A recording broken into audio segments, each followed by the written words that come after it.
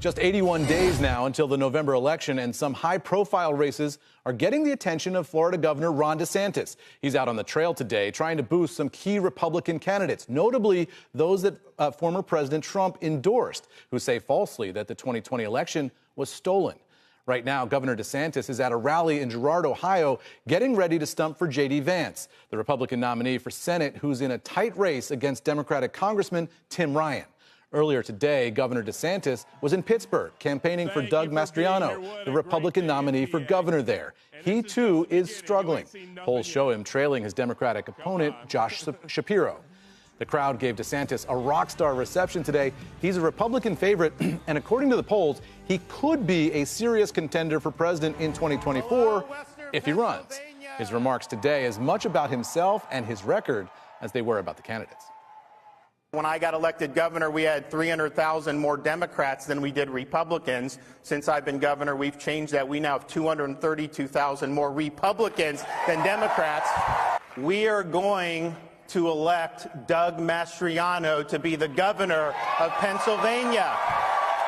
And the same thing, with the Senate race. I think people need to support Dr. Oz for the Senate. It's very important. That call for support for Dr. Oz and other Senate candidates comes as the party faces major headwinds.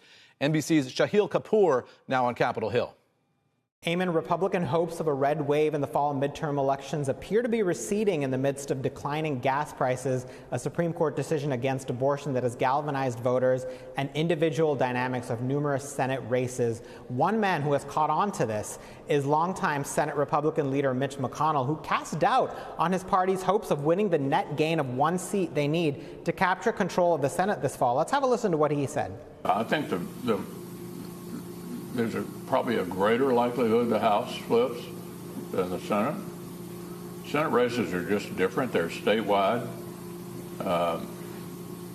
Candidate quality has a lot to do with the outcome. Notice how McConnell said the words candidate quality. This is a man who picks his words very carefully. That's no accident that he said that. And in terms of who he's talking about, well, he didn't name names, but it's plain to see which Republican candidates on his side are struggling, starting with Mehmet Oz, the Trump-endorsed celebrity doctor who is trailing by double digits against the Democrat John Fetterman in the crucial state of Pennsylvania. That is one race that has been shifted from toss-up to lean Democrat by the Cook Political Report.